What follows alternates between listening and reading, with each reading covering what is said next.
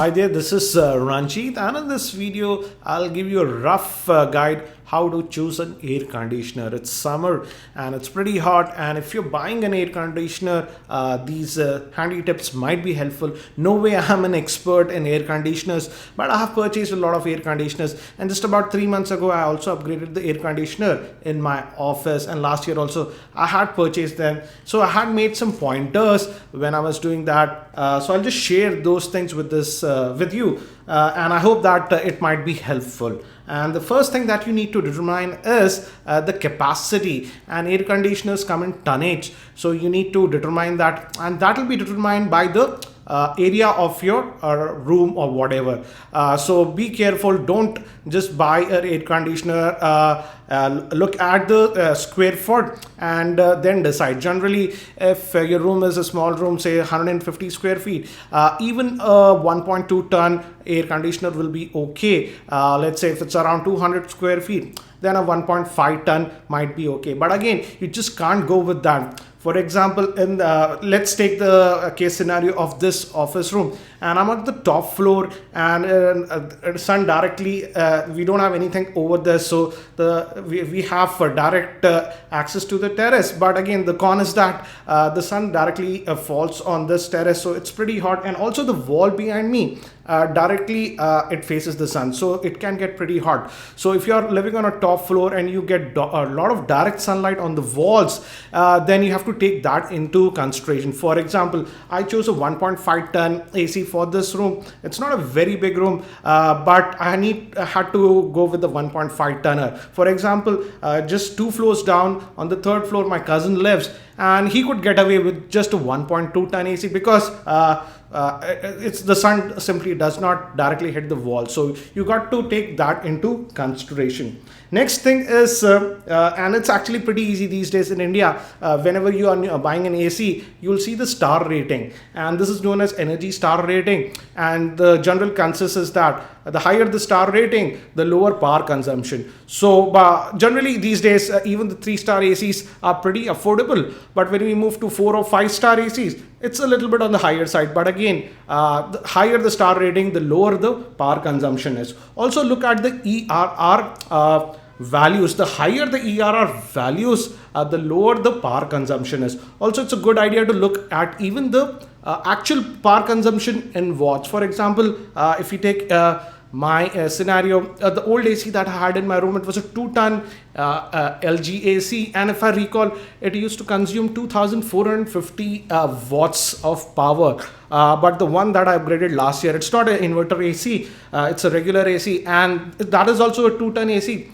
But I think so that consumes just around 2150 watts. So as you can see, it consumes a little bit of less power. So look at those values also. Also regarding the tonnage, it's basically BTU. Generally, 1 ton AC has a cooling capacity of around 12,000 BTU. A 1.5 ton AC will have a cooling capacity of 1800 BTU, and a 2-ton AC will have a cooling capacity of around 24,000 BTUs. Also, as I mentioned, look at the power consumption in watts. Also, next very important thing is that we are having these new types of ACs known as inverter ACs. Should you go with those or not? For example, the one that I upgraded in my office 3 months ago, it's a Daikin inverter AC that I went for, not for a normal AC. And I would say the inverter AC has its advantages, and the con is that it's priced a little bit on the higher side. But again, I would say in terms of power consumption, it consumes a lot less power compared to conventional ACs.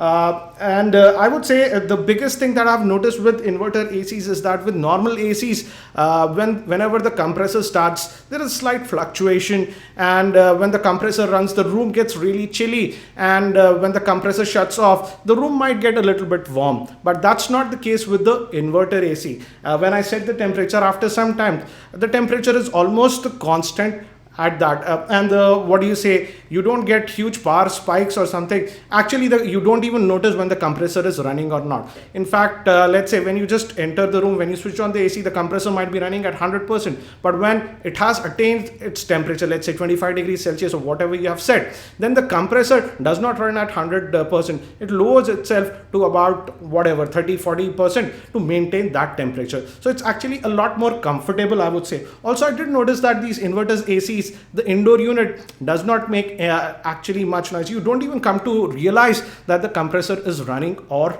not. And also, yes, the power consumption is a little bit better on this inverter AC. That means they consume a lot less power. But I'll come to the myths part later on. Another thing you need to look at is the actual noise levels in decibels. Most of the ACs will specify that the lower the value, the better, the quieter the AC is. And also some of the advanced ACs, for example, I have this Daikin AC in my office.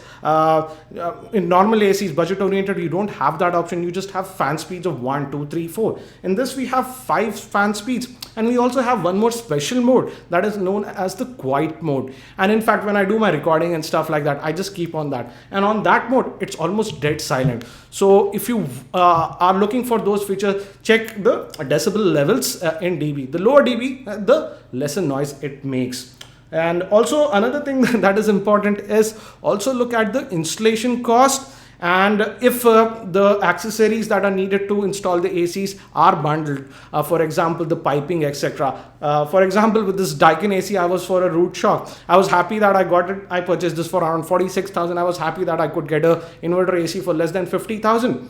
But the installation costed me almost 5,200 rupees, because Daikin simply does not even provide the piping and the copper pipes that are needed, and you got to purchase them. So that added the cost. So look at the installation costs also when you are making the buying decision. And lastly, again, this is a nitpicking, I would say, many of the new ACs are not having any display on the unit itself. So if you would like to have that, check the ACs. Many of the new ACs are just having the display within the remote. And now coming to some of the myths.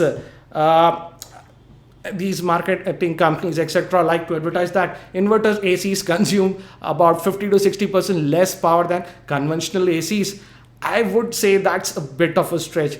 It's actually very difficult to calculate, but by my rough estimates, I would say this Daikin inverter AC that I'm using in my office consumes anywhere around, I would say, 25 to 30% less power compared to my old AC that I was using. But certainly it's not 50 to 60%.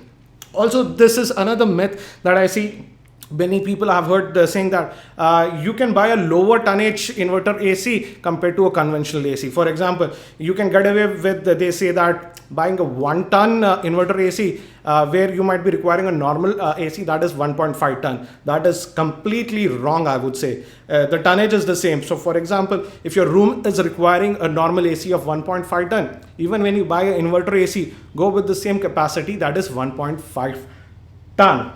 And lastly, the question is, should you invest a little bit more in an inverter AC or just go for a normal AC? I would say it depends upon your usage. I would say if your usage is not very heavy and you just occasionally use the AC, and in a particular typical day you use it less than 3-4 hours, then you can get away with the normal AC with a star rating of 3 or 5. But let's say if you use the AC a lot, for example more than 8-9 hours in a day, then I would certainly suggest that you invest in an inverter AC. That way, in the long run, you will save a lot of money, because the inverter ACs do consume a lot less power. So I hope that these points were helpful. And if you have upgraded from a normal air conditioner to an inverter based air conditioner, I would love to know your experience. And if you are seeing any drops in your power bills, how much is the actual percentage? If you can share that for our viewers, and I also want to know those facts. Again, I hope that this video was helpful. Thanks for watching. This is Ranjit, and I hope to see you in my next video.